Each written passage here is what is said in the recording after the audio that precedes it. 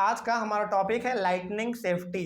पिछले वाले क्लास में आपने देखा कि लाइटनिंग कितना खतरनाक हो सकता है, वो हमारे जान को भी ले सकता है और हमारे प्रॉपर्टी को भी बहुत ज़्यादा नुकसान पहुंचाता है। ठीक है, तो लाइटनिंग सेफ्टी क्या है, यानी कि लाइटनिंग से हम लोग कैसे बच सकते हैं, इसके बारे में आज हम लोग डिस्कस करेंगे। देखा जाए, सबसे पहला इसमें कहा गया है during lightning and thunder storm no open place is safe, यानी कि जब बहुत ज़्यादा बिजली कड़क रहा हो, बारिश हो रहा हो, आंधी तूफान आया हुआ हो, उस समय पे कोई भी खुला जगह सेफ नहीं है। यानी कि खुला जगह मतलब आप रोड पे नहीं टहलिए, आप कहीं पे ऐसे बेकार में, मतलब खुले जगह पे आप बेसिकली मत जाओ। ठीक है, तो कोई भी खुला जगह बारिश के समय में सेफ नहीं होता है। Hearing thunder is an alert to move to a safer place, यानी कि यदि थंडर आपको सुनाई पड़ रहा है, बहुत जोर से कड़का हुआ आवाज़ आपको यदि सुनाई पड़ रहा है, इसका मतलब वो आपको सिग्नल दे रहा है जल्दी से जल्दी कहाँ चले जाओ, एक सुरक्षित जगह पर चले जाओ। सुरक्षित जगह का मतलब वैसे जगह पर चले जाओ जहाँ ऊपर में कोई छत हो। ठीक है, खुले में आपको नहीं रहना है। After hearing the last thunder wait for some time before coming out of the safe place. अब मान लीजिए कि आपने ना आखिरी बार सुना थंडर, मतलब कि आपने आखिरी बार आवाज़ सुना, उसके बाद आपने आवाज़ नहीं सुना 5 मिनट तक, क्या आप घर से बाहर निकल जाओगे? नहीं। मतलब ये हो गया कि 5 मिनट तक कोई बिजली कड़का ही नहीं, आवाज़ सुना ही नहीं आपने, तो क्या घर से बाहर निकल जाएंगे? बिल्कुल भी नहीं। इसका मतलब हो सकता है कि वो अगला 6वां मिनट में कड़क जाए, है ना। मतलब कि जब तक कंप्लीटली बारिश खत्म ना हो जाए तब तक आपको घर से बाहर नहीं निकलना चाहिए। ठीक है, आगे, अ हाउस और a building is a safe place, यानी कि यदि आपके पास घर, मतलब बेसिकली आपके पास ना एक छत होना चाहिए जो कि क्या कर सके, डायरेक्टली आपके ऊपर बिजली गिरने से वो रोक सके आपको। तो आपका वो घर हो सकता है, आपका कुछ भी हो सकता है वो, यदि आप उसमें हैं। बेसिकली एक ना घर आपका सबसे सेफ जगह माना जाता है, क्योंकि यदि आप घर में हैं तो आपको बेसिकली लाइटनिंग आपके ऊपर नहीं हो सकता और आपका जान बचा रहेगा। ठीक है, आगे, if we are travelling by car और bus we are safe inside the car और bus with windows and opens of the vehicle closed. मान लीजिए आप कहीं कार से जा रहे हैं, फिर आप बस से जा रहे हैं, आप वहां पे भी सुरक्षित हैं। कृपया बारिश के समय में कार से या फिर बस से बाहर नहीं निकलना चाहिए, नहीं निकलना चाहिए। लेकिन हाँ, जब बारिश हो रहा हो तो उस समय पे आपको अपने कार या फिर बस का खिड़की लगा देना चाहिए, क्योंकि हो सकता है खिड़की के अंदर, यानी कि खिड़की के थ्रू हो सकता है आपके ऊपर बिजली आके गिर जाए। होता है ऐसा, कई बार होता है ना। तो ये चीज़ है हमारा। तो जब आप घर में रहें और बारिश हो रहा है तो प्लीज़ घर में ही रहिए। यदि आप कार में हैं, बस में हैं, ट्रेन में हैं, किसी में भी है, तो आप बिल्कुल सेफ हैं। बस आपको करना क्या है, उस अपने विंडो को लगा देना है बस। ठीक है, ये हम लोग चीज़ें से कुछ कर सकते हैं जिससे लाइटनिंग से बचा जा सकता है। अब थोड़ा सा और आगे हम लोग पढ़ लेते हैं, डूज और don'ts during a thunder storm, यानी कि आखिर हम क्या करें और क्या ना करें थंडर स्टॉर्म के टाइम पे, यानी कि जब बिजली कड़कता है उस समय पे क्या करना चाहिए और क्या नहीं करना चाहिए। चलिए इसके बारे में भी थोड़ा सा हम लोग देख लेते हैं क्या है। आउटसाइड, यानी कि इसमें ना हम लोगों को 2 चीज़ों के बारे में पढ़ना है। जब बिजली कड़के और उस समय पे हम लोग कहाँ रहे, आउटसाइड, यानी कि घर से बाहर रहे, तो क्या करना चाहिए। और जब बिजली कड़के और हम घर से बाहर हैं तो क्या करना चाहिए। यानी कि 2 सिचुएशन यहाँ पे पढ़ना है आपको। एक बार बिजली कड़क रहा है जब आप घर के अंदर हैं तो क्या करना चाहिए, और एक बार जब बिजली कड़क रहा है लेकिन आप घर से बाहर हैं तो क्या करना चाहिए। यही चीज़ थोड़ा सा देख लेते हैं क्या लिखा हुआ है। सबसे पहले देखते हैं आउटसाइड के बारे में। देखिए, open vehicles like auto bike like motor bikes, tractors and open cars are not safe.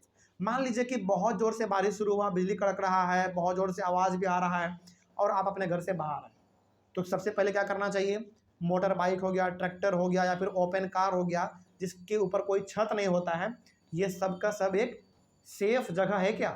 बिल्कुल भी सेफ जगह नहीं है ये सब। देखो, सेफ जगह वो माना जाएगा जहाँ पे उसके ऊपर क्या हो, कम से कम एक छोटा सा छत हो। ट्रैक्टर में, मोटर बाइक में और ओपन कार में क्या कोई छत होता है? कोई छत नहीं होता। तो ये सब बिल्कुल हमारा खतरनाक जगह है। तो जब भी बारिश शुरू हो इन सबको अवॉइड करो। हम लोग क्या देखते हैं, टीवी में भी देखते हैं, अपने घर के आसपास भी क्या देखते हैं हम लोग, बारिश शुरू हुआ लोग बाइक लेके निकल जाते हैं घूमने के लिए, बारिश का आनंद लेने के लिए। बहुत खतरनाक चीज़ है वो। एक बार बारिश यदि बिजली कड़क गया ना, सोचो आपका जान तो पूरा चला ही जाएगा, नहीं बचा सकता कोई, वो बहुत खतरनाक होता है वो। ठीक है, तो खास करके वैसे चीज़ों को अवॉइड करना है जिसके ऊपर कोई छत नहीं होता है। ठीक है, आगे बढ़ते हैं। open fields, tall trees and shelters in parks do not protect us from lightning strokes. देखो कई बार हम लोग क्या करते हैं, बारिश होता है पेड़ के नीचे जाके छुप जाते हैं। क्या कभी छुपना चाहिए? कभी भी नहीं। याद रखिएगा इस बात को। ओपन फील्ड यानी कि फील्ड है, बिल्कुल खुला हुआ है, लंबा ट्री है। Shelter in parks do not protect us from lightning strokes. Park में भी छोटा छोटा शेल्टर बना हुआ होता है, वो भी आपको प्रोटेक्ट नहीं कर सकता। तो इन सब चीज़ों से आप अवॉइड करो, इन सब चीज़ों को नहीं इस्तेमाल करना चाहिए। और बारिश के समय में खास करके तो हम लोग जो बारिश से बचने के लिए पेड़ के नीचे चले जाते हैं, वो तो और नहीं करना चाहिए।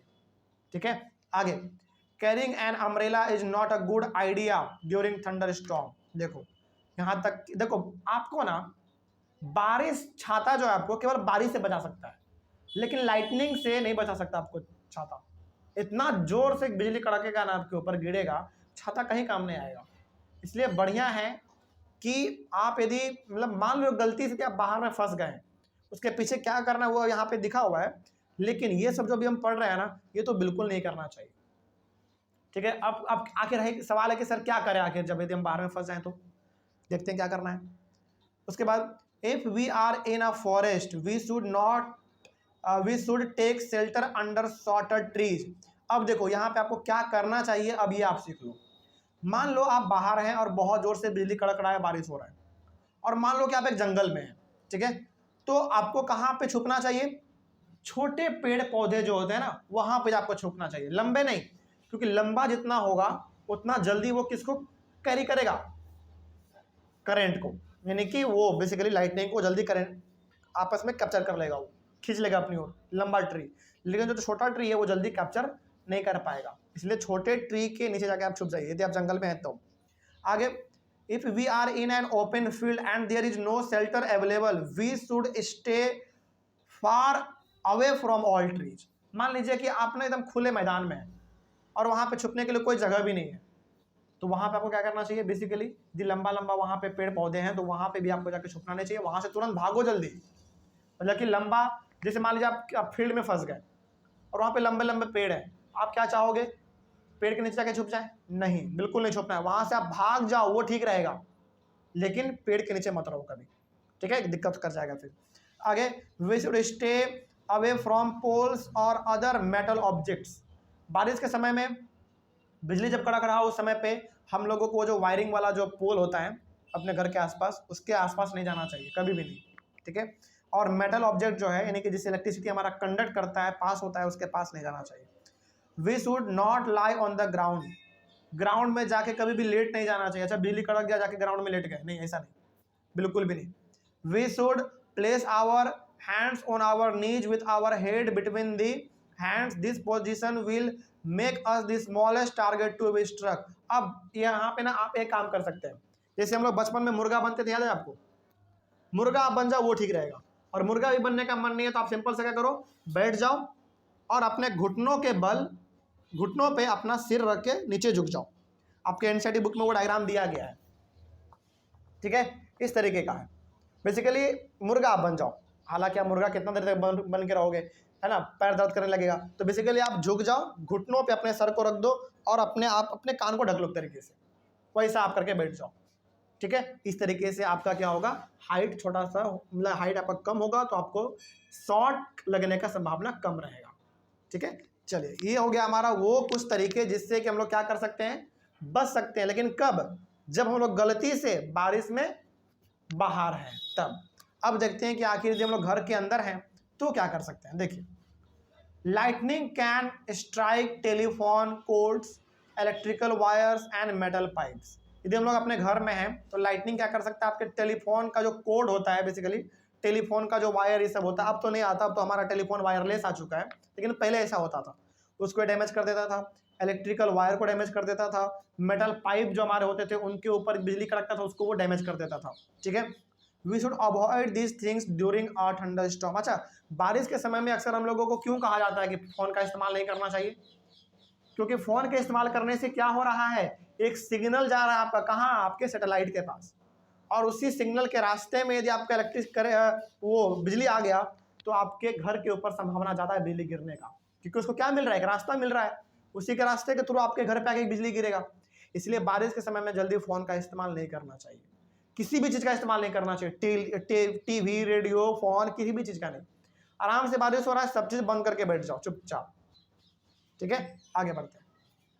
We should use cordless phone. अब हम लोगों को क्या इस्तेमाल करना चाहिए? कॉर्डलेस फोन, यानी कि आज जो हम लोग बेसिकली इस्तेमाल करते हैं ना फोन, वायरलेस फोन होता है हमारा, वो आप इस्तेमाल कर सकते हैं, कोई दिक्कत नहीं है, लेकिन हाँ वो भी ज़्यादा देर तक नहीं करना चाहिए। बारिश के समय में कोई भी फ़ोन जल्दी इस्तेमाल नहीं करना चाहिए। बहुत इमरजेंसी है तो फिर आप कर लो, कोई दिक्कत नहीं है, लेकिन बहुत कम करना चाहिए बारिश के समय में, ठीक है। आगे, लेकिन पहले ना हमारे पास कैसा फ़ोन आता था? कोड वाला, वायर वाला आता था पहले, टेलीफोन आता था पहले, वो बड़ा खतरनाक था। अब तो हमारा घट गया है, वो सब हम लोग अब इस्तेमाल नहीं करते हैं। We should avoid bathing during thunder storm to avoid contact with running water. देखो कई बार क्या होता है ना, बारिश के समय में हम लोग अपने घरों में नहा रहे होते हैं, वो भी नहीं करना चाहिए, क्योंकि हो सकता है कि आपका जो बारिश का पानी है नाला के थ्रू जो बाहर निकल रहा हो, उसके ऊपर बिजली गिरे और वो बिजली ट्रांसफर होकर आपके बाथरूम तक आ जाए, और ऐसा होता है। आप ना वो जो बिजली कड़कता है बारिश के समय में, आप उसको उसी तरीके से ट्रीट करो जिस तरीके से आपके घर में बिजली है, जिससे आपका बल्ब जलता है, कूलर जलता है, एसी चलता है, इस तरीके से आप उसको वैसे ही कनेक्ट समझो। मतलब बहुत जल्दी वो इलेक्ट्रिक को ट्रांसफर करता है, करंट को। तो अब नहाना भी नहीं चाहिए एक्चुअली, तो जल्दी आपको बारिश के समय में नहाना भी नहीं चाहिए अपने घरों में। उसके बाद electrical appliances like computer, TV etcetera should be unplugged. घर में यदि आपका कंप्यूटर ऑन है, टीवी ऑन है, इन सभी को क्या कर दो? ऑफ कर दो। बहुत इंपॉर्टेंट है ये सब, ठीक है। Electrical lights can remain on because they do not cause any harm.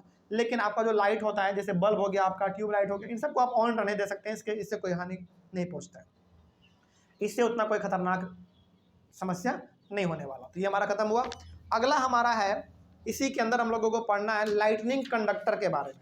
Lightning conductor ना, यदि आप एनसीईआरटी बुक को देखेंगे थोड़ा सा, आपका पेज नंबर 190 है, वहाँ पे ना लाइटनिंग कंडक्टर का डायग्राम दिया गया है। अब तो हमारा ये बहुत कम इस्तेमाल होता है, लेकिन पहले हम लोग अपने गाँवों में इसका इस्तेमाल बहुत ज़्यादा करते थे। आपने कभी देखा इस प्रकार का डायग्राम? आपके बुक में दिया गया होगा लाइटनिंग कंडक्टर का। ये ना अब इस्तेमाल बहुत कम होता है ना, लेकिन पहले बहुत ज़्यादा इसका इस्तेमाल होता था। खैर देखते हैं इसमें क्या कहा गया है। Lightning conductor is a device which is used to protect buildings from the effect of lightning. इसको हम लोग एक्चुअली कहाँ पे लगाते थे? पहले अपने छत पे लगाते थे, और यदि छत पे बिजली गिरेगा, इसको यह क्या कर देगा? कम कर देगा। और ये एक्चुअली में करता कैसे है, इसके बारे में भी हम लोग देखेंगे। तो लाइटनिंग कंडक्टर हमारा एक ऐसा तरीका होता था जिसको हम लोग अपने घर के छत पे लगाते थे, और यदि छत पे बिजली गिरता था तो उस बिजली का जो भी पावर होता था, यानी कि जो भी करंट होता था, उसको ये डायरेक्टली धरती में जाके ट्रांसफर कर देता था, ठीक है। और हमारे छत पे कोई असर नहीं पड़ता था उसका, ठीक है। आगे, metallic rod taller than the building is installed in the walls of the building during its construction. और ये कब लगाया जाता है? जब बिल्डिंग हमारा बन रहा होता है, उसी समय पे इसको फिट किया जाता है। यानी कि एक बहुत लंबा सा मेटल का रॉड, जो कि बिल्डिंग से भी आपका लंबा होता है। मान लीजिए आपका बिल्डिंग 10 फीट का है, तो ये कम से कम आपका 20 से लेकर 25 फीट का होगा आपका ये रॉड, जो कि आपके छत से ऊपर होगा और आपके बिल्डिंग के बहुत ही नीचे गया होगा, है ना। इसको हम लोग अपने छत पे लगाते हैं, और ये कब लगाते हैं? जब हम लोगों का घर बन रहा होता है, उसी समय पे हम लोग इसको फिट करते हैं, ठीक है। और ये बेसिकली करता क्या है, इसके बारे में देख लेते हैं।